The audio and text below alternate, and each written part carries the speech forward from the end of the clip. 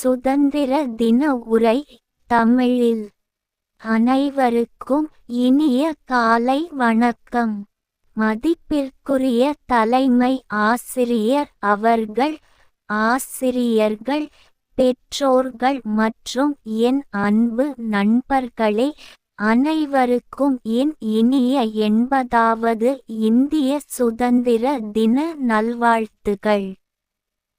இன்று நாம் சுதந்திரமாக வாழ்வதற்காக தங்கள் உயிரையும் உடைமையையும் தியாகம் செய்த எண்ணற்ற சுதந்திர போராட்ட வீரர்களை நன்றியுடன் நினைவுகூரும் புனித நாள்.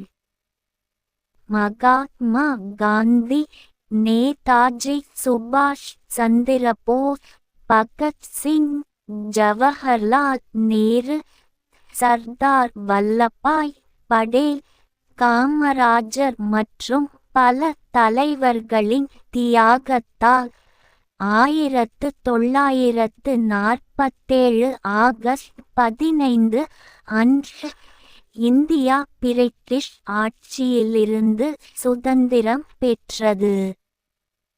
சுதந்திரம் என்பது வெறும் அடிமைத்தனத்திலிருந்து விடுதலை மட்டுமல்ல, அது பொறுப்பு, ஒற்றுமை, சமத்துவம் மற்றும் நாட்டின் முன்னேற்றத்திற்காக உழைக்கும் கடமையையும் நினைவூட்டுகிறது.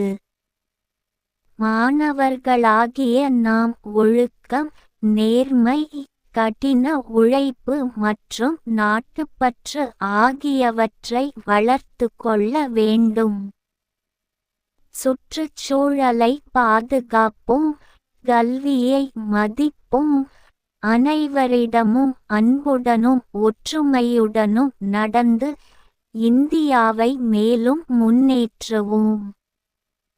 நாடு நமக்காக என்ன செய்தது என்று கேட்பதை விட, நாம் நாட்டிற்காக என்ன செய்ய போகிறோம் என்று சிந்திப்போம்.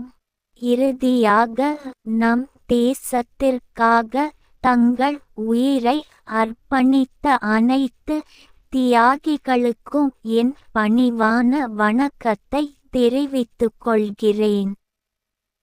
நன்றி. ஜெய் ஹிந்த். இந்தியா. சுதந்திர தின உரை தமிழில். அனைவருக்கும் இனிய காலை வணக்கம். மதிப்பிற்குரிய தலைமை ஆசிரியர் அவர்கள், ஆசிரியர்கள், பெற்றோர்கள் மற்றும் என் அன்பு நண்பர்களே, அனைவருக்கும் என் இனிய 80வது இந்திய சுதந்திர தின நல்வாழ்த்துகள். இன்று நாம் சுதந்திரமாக வாழ்வதற்காக தங்கள் உயிரையும் உடைமையையும் தியாகம் செய்த எண்ணற்ற சுதந்திர போராட்ட வீரர்களை நன்றியுடன் நினைவுகூரும் புனித நாள்.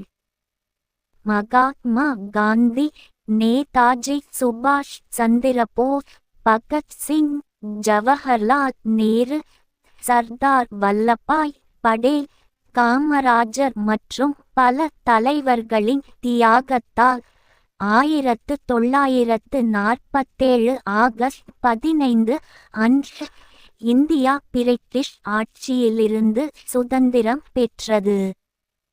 சுதந்திரம் என்பது வெறும் அடிமைத்தனத்திலிருந்து விடுதலை மட்டுமல்ல, அது பொறுப்பு, ஒற்றுமை, சமத்துவம் மற்றும் நாட்டின் முன்னேற்றத்திற்காக உழைக்கும் கடமையையும் நினைவூட்டுகிறது.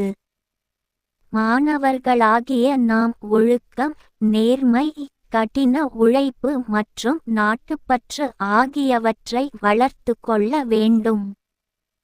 சுற்றுச்சூழலை பாதுகாப்போம், கல்வியை மதிப்போம், அனைவரிடமும் அன்புடனும் ஒற்றுமையுடனும் நடந்து இந்தியாவை மேலும் முன்னேற்றுவோம். நாடு நமக்காக என்ன செய்தது என்று கேட்பதை விட, நாம் நாட்டிற்காக என்ன செய்ய போகிறோம் என்று சிந்திப்போம். இறுதியாக, நம் தேசத்திற்காக தங்கள் உயிரை அர்ப்பணித்த அனைத்து தியாகிகளுக்கும் என் பணிவான வணக்கத்தை தெரிவித்துக் கொள்கிறேன். நன்றி. ஜெய் ஹிந்த். இந்தியா.